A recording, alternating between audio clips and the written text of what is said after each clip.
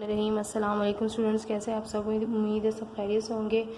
आज हमारा जो लास्ट चैप्टर था, चैप्टर नंबर 6, वो हो चुका है कंप्लीट। उसका क्वेश्चन नंबर 7 मैंने 3 इंस्टॉलमेंट तक करवाया है और क्वेश्चन नंबर 8 उसका रह गया था।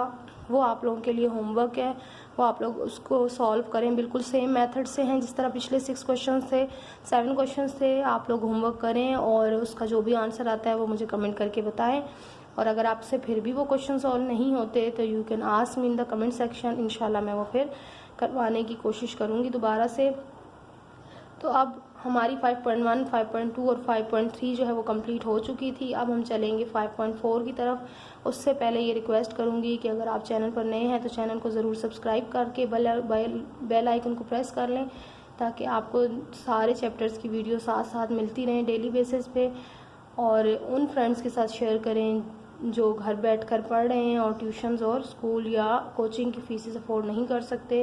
तो चलते हैं क्वेश्चन नंबर 1 की तरफ। क्वेश्चन नंबर 5, एक्सरसाइज 5.4 के क्वेश्चन नंबर 1 में अब यहाँ पर प्रोपोर्शन वही चल रही है, लेकिन जैसे हमने रेशो किया था, प्रोपोर्शन की थी, और उसमें आपने इन्वर्स प्रोपोर्शन के बारे में बताया था, और इस तरह से एक और प्रोपोर्शन थी डायरेक्ट प्रोपोर्शन। ठीक है, तो यहाँ पर हम ज़्यादातर डायरेक्ट और इन्वर्स प्रोपोर्शन यूज़ हो रही है, लेकिन यहाँ पर एक और चीज़ है जिसे हम कहते हैं कंपाउंड प्रोपोर्शन। ठीक है, अब यहाँ पर मैं आपको ये क्वेश्चन पहले लिख लिया है ताकि हमारा वीडियो में टाइम कम से कम यूज़ हो। तो कंपाउंड, इसमें प्रोपोर्शन क्या कहलाती है? कंपाउंड वर्ड का मतलब है कि दो चीज़ें जब मिल जाती हैं तो वो कहलाती है कंपाउंड। जैसे आपने इंग्लिश में पढ़े हैं कंपाउंड वर्ड्स कौन से होते हैं? दो वर्ड्स को जब मिला देता है, न्यूज़ और पेपर। न्यूज़ और पेपर, न्यूज़, ठीक है, ये एक अलग वर्ड है। न्यूज़ हम टीवी में देखते हैं और पेपर हमारे पास होता है जिसमें हम लिखते हैं। जब हम न्यूज़ और पेपर को मिला देते हैं तो क्या बन जाता है? न्यूज़पेपर। ठीक है, न्यूज़पेपर। तो न्यूज़पेपर किसे कहते हैं? अखबार को कहते हैं। ठीक है, तो जब इसको कहते हैं कंपाउंड वर्ड्स हैं ये। इसी तरह कंपाउंड प्रोपोर्शन क्या होती है कि जब एक से ज़्यादा जिसमें प्रोपोर्शंस का यूज़ हुआ वो, ठीक है, या कंपाउंड रेशो भी इसको हम कहेंगे, कंपाउंड रेशो है ये। तो हम क्या है, अब यहाँ पर एक से ज़्यादा प्रोपोर्शंस का या रेशोज़ का यूज़ करेंगे। एक से ज़्यादा रेशोज़ हैं एक ही क्वेश्चंस के अंदर। यहाँ पर आप देख सकते हैं कि 3 यहाँ पर रेशोज़ आपके पास आ रही हैं। पहले आपके 2 कॉलम बनते थे, अब आपको 3 चीज़ें गिवन है और 3 कॉलम बनेंगे। ठीक, तो यहाँ पर क्वेश्चन नंबर 1 आप देखेंगे, मैं आपको रीड करवा देती हूँ। देखिए, क्वेश्चन नंबर 1 है the freight for carrying a luggage weighing 70 kilograms for 150 kilometers is ₹5। यानी कि जो वो नहीं होते, वेट उठाने वाले होते हैं, ठीक है, वो सामान लेकर जा रहे हैं कितने किलो का? 150 kg, 70 किलोग्राम फॉर 150 किलोमीटर्स। यानी कि 70 किलोग्राम उन्होंने 150 किलोमीटर्स तक लेकर जाना है, और लेकर जाते हैं वो कितने रुपीज़ में? सिर्फ 5 रुपीज़ में। What would be the freight for carrying a luggage weighing 105। अगर उसका वेट जो है लगेज का 105 होगा तो 300 किलोमीटर तक ले जाने के लिए कितना उनका वेट जो है वो पैसे यूज़ होंगे। ठीक, तो अब यहाँ पर जो चीज़ हमें नहीं पता वो क्या है? What would be the freight. जो चीज़ नहीं पता है उसको राइट मोस्ट कॉलम में लिख लिया करें। ठीक है, ये जो आपके पास इस तरफ कॉलम होता है पहले उसको लिख लिया करें, फिर इस तरह आप दूसरी चीज़ और इस तरह तीसरी चीज़ आप लिखा करें। ठीक है, और ये आपको एक और चीज़, इसमें बच्चे थोड़े कंफ्यूज हैं क्योंकि एरोज़ की पोजीशन बड़ी इसमें थोड़ा सा हार्ड होता है समझना, और फिर एरोज़ के हिसाब से हमें वो नंबर लिखने होते हैं रेशोज़ में, प्रोपोर्शन में, तो फिर उसको सॉल्व करना होता है। यहाँ पर आप देखें, बस एक चीज़ आपको ये बताऊँगी नहीं कि जो x की वैल्यू होती है ना, यानी कि जो आपने फाइंड करना होता है वो आप इसको राइट मोस्ट कॉलम में लिखा करें। ठीक, और फिर उसके बाद सेकंड चीज़ और फिर उसके बाद थर्ड थिंग। ठीक, अब आप क्या करेंगे कि x यानी कि जो चीज़ आपने फाइंड करनी है वो सबसे नीचे लिखेंगे, यानी कि x जो हमने फाइंड करना है। अब हमने सपोज कर लिया, सपोज रिक्वायर्ड फ्राइट, यानी कि फ्राइट हमें नहीं पता था, x रुपीज़ हमने वो सपोज कर लिया। तो यहाँ पर हमने नीचे x से स्टार्ट कर दिया और फिर ऊपर की तरफ चलेंगे। ठीक, इसके बाद अब जब हम कंपाउंड प्रोपोर्शंस को निकालते हैं कि ये कौन सी रेशो है, क्या रेशो बन रही है, इन्वर्स है, डायरेक्ट है, क्या बन रही है, तो इसको करने के लिए हमें सबसे पहले क्या करना होगा कि हम पहले इस रेशो को, फर्स्ट रेशो को, ठीक, ये समझ लो आ गई आपकी थर्ड और ये आपकी आ गई फर्स्ट। ठीक है। पहले इन दोनों को कंपेयर कर लिया करें। मैं एक ही क्वेश्चन में ये बताऊंगी, आप लोग फिर साथ साथ हर क्वेश्चन में चेकआउट करते रहिएगा। देखिए थर्ड क्वेश्चन है, थर्ड कॉलम है और ये फर्स्ट कॉलम है, ठीक। सबसे पहले हमने इन दो कॉलम्स को जो है कंपेयर करना है, कंपेरिजन होता है, ठीक है। ये रेशियोज क्या होती है, comparison between two proportions, two ratios, comparison होता है, ठीक है। Two things. अब फ्राइट और वेट के अंदर हमने कंपेरिजन करना है। देखिए फ्राइट क्या है, फ्राइट वो अमाउंट है जो ली जा रही है कितने वेट पर, इतने वेट पर, ठीक है। अगर वेट 70 रुपीज़ है तो फ्राइट क्या होगी, 5 रुपीज़ है, ठीक।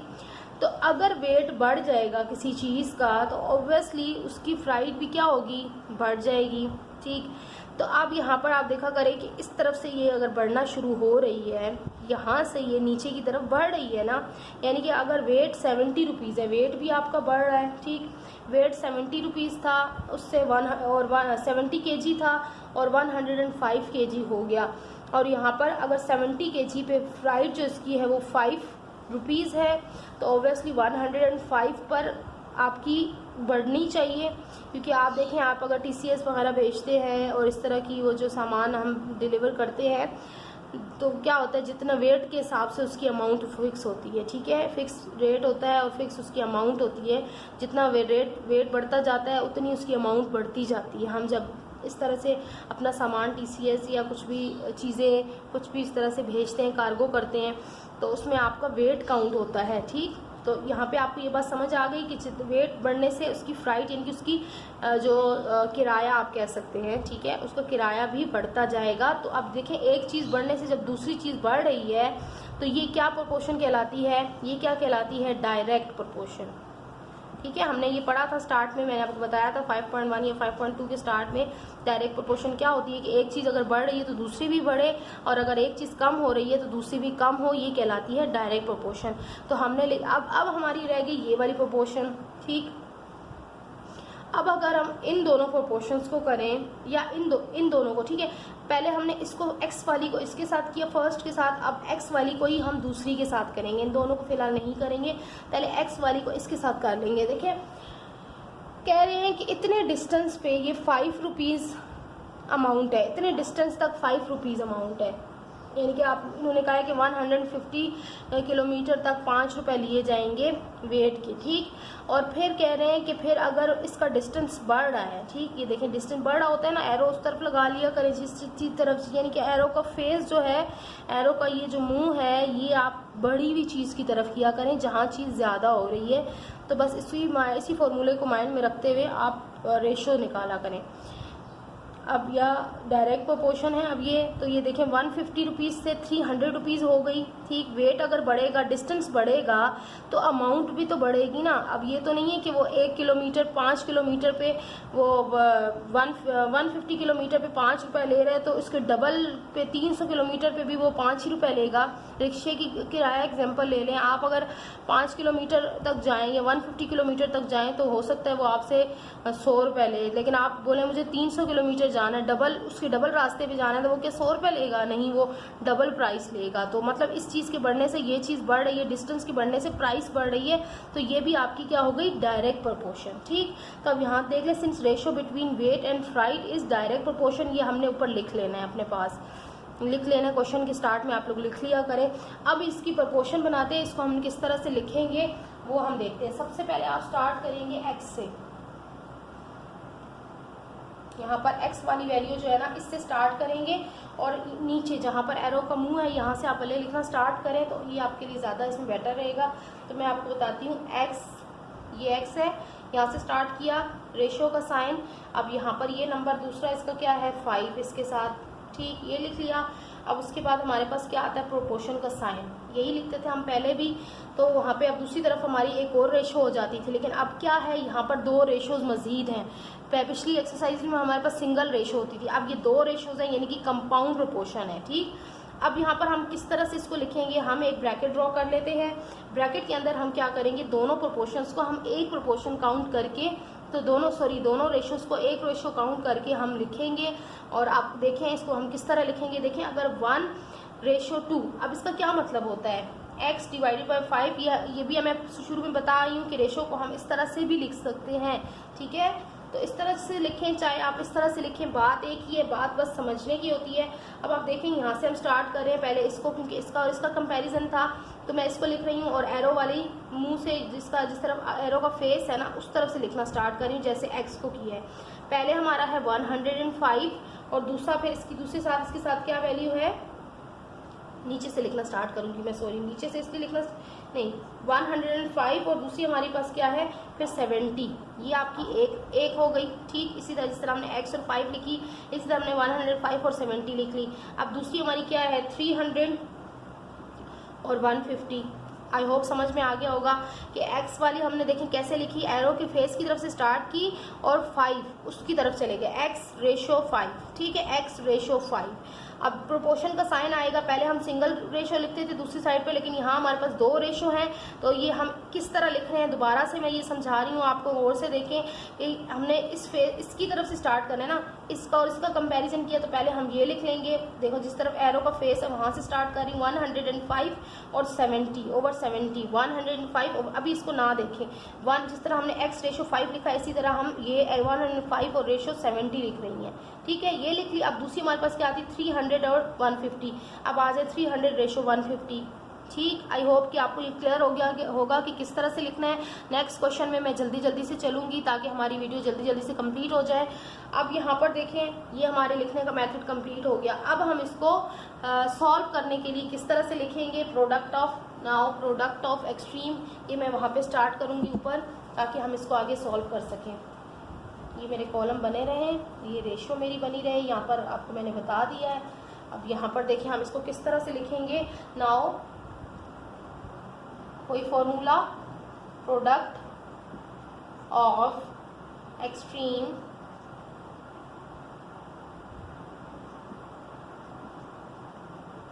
Is equal to product of mean.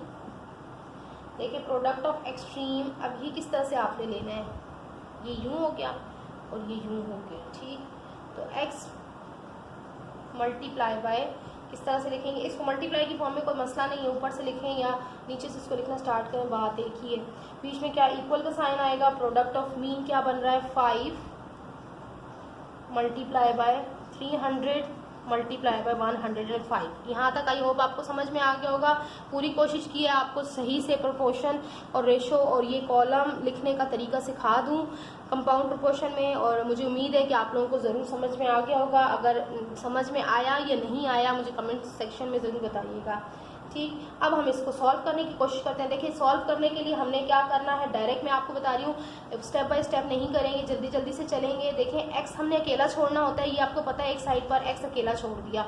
फिर इन नंबर्स को ना देखें, पहले ये वाले नंबर्स लिख लें सारे। ठीक है, और अब हमने क्या करना होता है, हमें पता है कि x के साथ जितने भी नंबर मल्टीप्लाई हो रहे होते हैं हम दूसरी तरफ पे जाकर उसको क्या कर देते हैं, डिवाइड कर देते हैं। जो चीज़ एक तरफ मल्टीप्लाई हो रही होती है दूसरी तरफ पे जाके वो क्या हो जाती है, डिवाइड हो जाती है। तो यहाँ पे भी हम ये पूरी की पूरी चीज़ उठाएंगे और यहाँ पर नीचे डिवाइड के लिए ले आएंगे। ठीक, अब क्या करना है, सिंपली आपने इनको कैलकुलेटर से 5 मल्टीप्लाई बाय 300 मल्टीप्लाई बाय 105 करें और फिर इसको डिवाइडेड बाय 70 मल्टीप्लाई बाय 150 कर लें, तो ये आपका आंसर आ जाना है x इज इक्वल टू 15। जो मैं आपको यहाँ पे नहीं करूँगी क्योंकि टाइम लगेगा, बस आपको पता चल गया कि किस तरह से इसको सॉल्व करना है, और आंसर आपका आ गया जी 15। सो आंसर हम लिख लेंगे देयरफॉर। इस पहले क्वेश्चन पे मैंने बहुत मेहनत की है ताकि आपको हर चीज़ का कॉन्सेप्ट बिल्कुल क्लियर हो जाए। अब नेक्स्ट क्वेश्चन मैं आपको स्पीड से लेकर चलूँगी।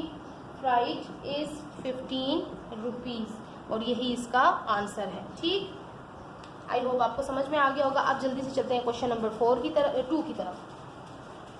क्वेश्चन नंबर 2 में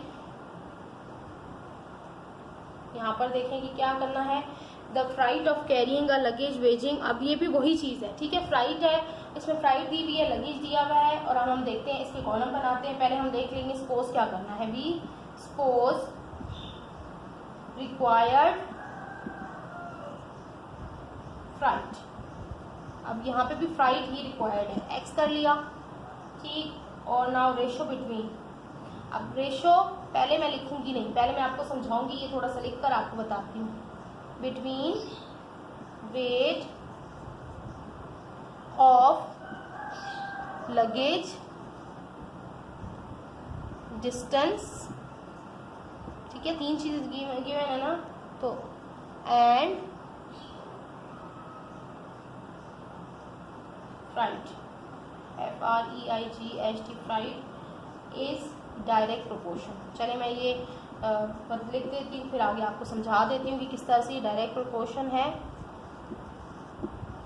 अब यहाँ पर हम कॉलम बनाते हैं, हमारा वेट का कॉलम है।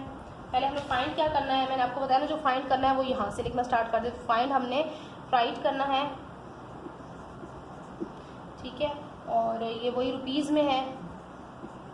फिर आपका क्या आ गया, डिस्टेंस, और वेट आ गया। वेट आपका है क्विंटल्स में, यहाँ पे क्विंटल्स में, यानी कि क्विंटल्स, और ये डिस्टेंस है, ये आपको किस में है, किलोमीटर में ही होता है डिस्टेंस। तो अब हम इसको देखिए यहाँ से लिखना स्टार्ट करें। फ्लाइट हमने एक्स एक्सपोज की, एक्स से लिखना स्टार्ट करेंगे, और दूसरी हमारी क्या थी, 10, ठीक, और यहाँ पर डिस्टेंस हमारा एक 16 था, और दूसरा हमारा 20 है, और 10 और 7। अब ये तो हमें बताने की ज़रूरत ही नहीं है, क्योंकि ये सारी की सारी डायरेक्ट प्रोपोर्शन ही है, क्योंकि हमने देखा कि वही चीज़ है सेम, वेट, डिस्टेंस, फ्राइट, यानी कि एक चीज़ जब बढ़ेगी, या हम पहले इसको और इसको देखते हैं। 10, अगर वेट 10 रुपीज़ है तो फ्राइट भी 10 रुपीज़ है, ठीक, और अगर वेट कम हो रहा है तो फ्राइट क्या होगी, कम होगी ना, ठीक है। मैं एरो यहाँ लेकर जा रही हूँ,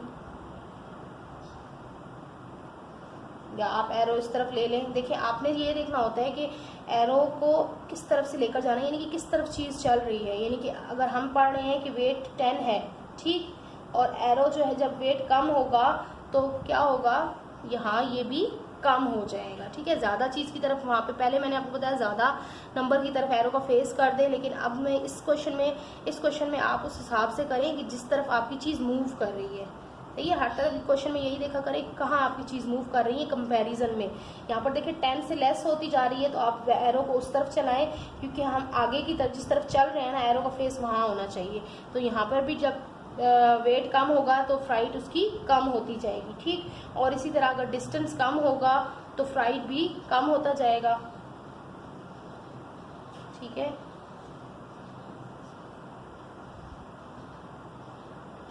डिस्टेंस आपको पिछले क्वेश्चन में हम पढ़ आए हैं कि डिस्टेंस कम होगा तो ये भी कम होता जाएगा, फ्राइट कम होती जाएगी। डिस्टेंस अगर यहाँ 16 किलोमीटर है, यहाँ पर 10 फ्राइट है, तो डिस्टेंस अगर 20 है तो ये बढ़ जाएगी। तो ये इन दोनों में डायरेक्ट प्रोपोर्शन है, ठीक है। अगर डिस्टेंस 16 है तो फ्राइट 10 रुपीज़ है, ठीक, और अगर डिस्टेंस 20 है तो फ्राइट जो है ये भी बढ़ जाएगी। अगर डिस्टेंस बढ़ेगा तो फ्राइट भी बढ़ जाएगी। तो ये इन दोनों में भी डायरेक्ट प्रोपोर्शन बन रहा है। तो अब हम इसको देखते हैं किस तरह से लिखते हैं, x/10 ये लिख लिया, फिर प्रोपोर्शन, अब वही ब्रैकेट आपने यूज़ करनी है। यहाँ पर क्या है 7, पहले हम यही लिख लेते हैं 7, और इसका क्या है रेशो 10, और यहाँ पर क्या है 20, और जिस तरफ एरो का फेस हो वहीं से लिखना स्टार्ट करते हैं 20, और यहाँ पर क्या है जी 16, ये हो गई आपकी। अब हम ऊपर चलते हैं तो यहाँ पर लिखते हैं इसका फॉर्मूला, ठीक, क्या फॉर्मूला है, product of extremes is equal to product of mean. अब product of extreme, product of mean, product of extreme क्या बन रहा है, x/10, फिर प्रोपोर्शन बन रही है आपके पास यहाँ, ये तो मैं बना चुकी हूँ, सॉरी लिख रहे हैं product of extreme, x multiply by 10 multiply by 16 is equal to, बस यहाँ तक आपका क्वेश्चन थोड़ा दिमाग लगाने का, उसके बाद तो फटोफट आपका हो जाएगा, देरी नहीं लगेगी। 10 multiply bye 7 multiply by 20, 10 multiply bye 7 multiply by 20, ठीक। तो अब हमने इसको लिख लिया, और वही चीज़ करनी है जो मैं आपको लास्ट में बता आई हूँ कि एक्स को अकेला छोड़ना है, और इसके साथ जितनी भी चीज़ें मल्टीप्लाई हो रही हैं दूसरी तरफ आ जाएंगी। तो ये आप सॉल्व करें, सॉल्व करने के बाद आपका आंसर देखें ये पॉइंट में आएगा। अगर आप इसको काट के करेंगे ना तो ये पॉइंट में आएगा। तो आप कोशिश करें कि पॉइंट में लिखें तो मसला नहीं है, लेकिन पॉइंट के बगैर भी कोशिश करें। अगर पहले काट के आप कर लें, कोशिश की करें पहले कट जाए तो वो ज़्यादा अच्छा होता है, नहीं भी कटे तो मसला नहीं है। आपका ये आंसर आएगा 8.75, ठीक है। या अगर आप इसको मैं दूसरी यहाँ पर लिख देती हूँ, अगर आप अपॉन की फॉर्म में कर रहे हैं तो ये आपका 8 3/4 आएगा, ठीक है। अगर आप इसको डिवाइड करके काट के कर रहे हैं तो 8 3/4 आएगा, और 3/4 करेंगे तो ये 0.75 बन जाएगा। तो आप इस तरह भी लिख सकते हैं, इस तरह भी लिख सकते हैं, ठीक है। ये दो मैंने आपको मेथड बता दिए। तो अब देखें, अब हम जो लिखेंगे हमें रिक्वायर्ड क्या था, therefore required freight FREIGHT 8 rupees. अब जो पॉइंट से पहले चीज़ है ये यहाँ पर चीज़ है, ये होल में होती है, ठीक है। तो 8 रुपीज़ हो गए, ठीक। और पॉइंट के बाद जो होती है वो छोटी चीज़ हो जाती है उससे, तो 8 रुपीज़ और 75 पैसा। अब पैसा जो होता है वो रुपीज़ से छोटा होता है, तो पॉइंट के बाद जो है तो वो आपका पैसा में आ जाएगा। यही इसका आंसर होगा क्वेश्चन नंबर 2 का। अब जल्दी से चलती हूँ क्वेश्चन नंबर 3 की तरफ। क्वेश्चन नंबर 3 में 8 masons can build a 10-meter long wall in 22 days। Question number 3 है, suppose the required number of masons required।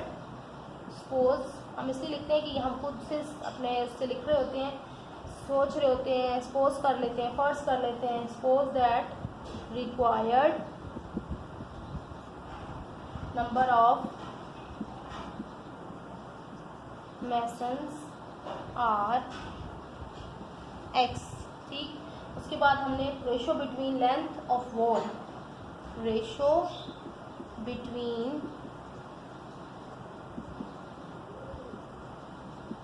Length of wall and number of masons, यानी कि वॉल एक बनानी है, ठीक है, और मैसन्स यानी कि वही मजदूर वगैरह, मिस्त्री वगैरह, इज डायरेक्ट। अब यहाँ पर भी डायरेक्ट, यानी आपका ये ज़्यादातर डायरेक्ट प्रोपोर्शन के ये शुरू के क्वेश्चन सारे। अब देखिए, जितने मजदूर ज़्यादा होंगे उतनी वॉल ज़्यादा बनेगी, लेंथ उसकी ज़्यादा बनती जाएगी, और जितने मजदूर कम होंगे उतना टाइम ज़्यादा लगेगा और दीवार जो है वो कम बनेगी।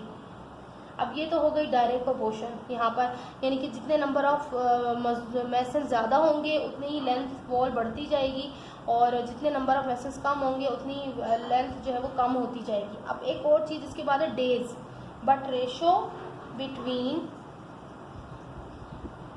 डेज एंड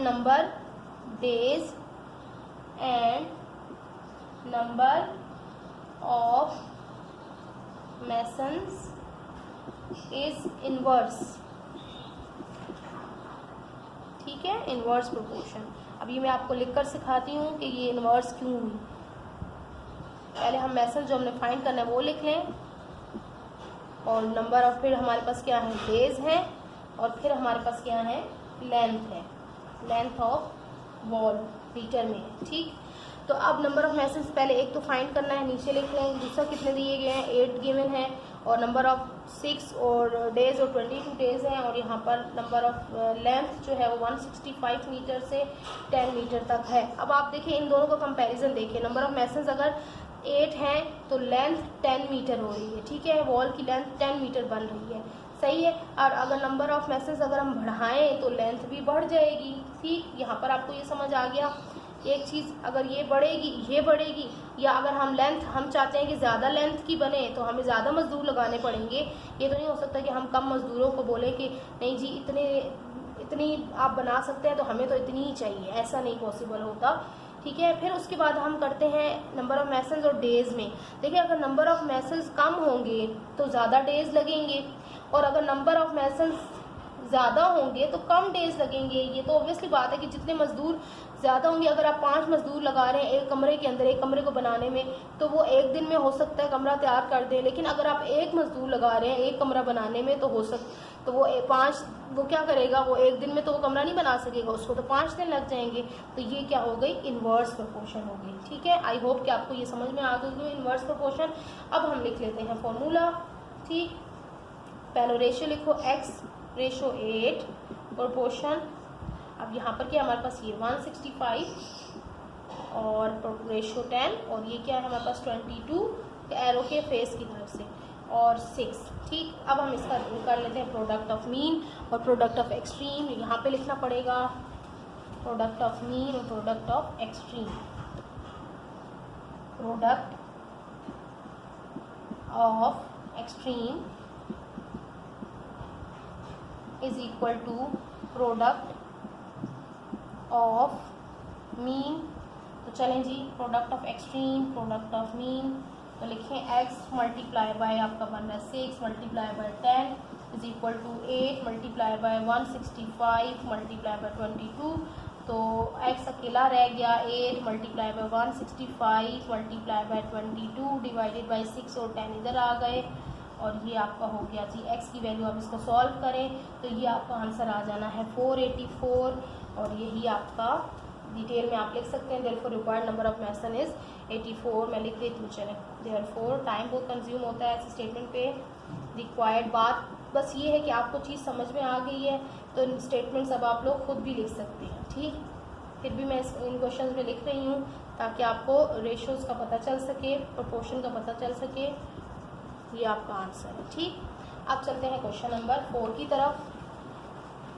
क्वेश्चन नंबर 4 हमारा होगा, इसके बारे में है। क्वेश्चन नंबर 4 है जी, 56 womens can spin 42 kilograms of thread by working 10 hours a day. वही बात है कि यानी कि काम करने वाली हैं, थ्रेड बना रही हैं, वो कितनी है 42 किलोग्राम जो कर सकती हैं 56 वुमेन कितने डेज में, 10 आवर्स में, ठीक है। तो अब आपको यही समझ में आ रही है कि इस क्वेश्चन से कि जितनी वुमेन ज़्यादा होंगी उतनी ही जो है वो थ्रेड जो है वो ज़्यादा होगा। तो मैं ये डायरेक्ट कॉलम से बना रही हूँ, ऊपर से नहीं लिख रही हूँ। उसमें आप खुद से लिखेंगे सपोज द वुमेन्स आर, जो भी चीज़ फाइंड करनी है वो x होगी, और फिर आप रेशो का लिख देंगे कि मैं रेशो आपको समझा देती हूँ कौन सी रेशो बनेगी। उसके बाद मैं पहले कॉलम बनाऊँ, नंबर ऑफ वुमेन्स, और फाइंड हमने यहाँ पे क्या करना है पहले तो वो लिख लेते हैं। फाइंड हमने करना है वेट ऑफ थ्रेड, ठीक। और फिर हमारे पास टाइम कितना है, आवर्स के अंदर टाइम है।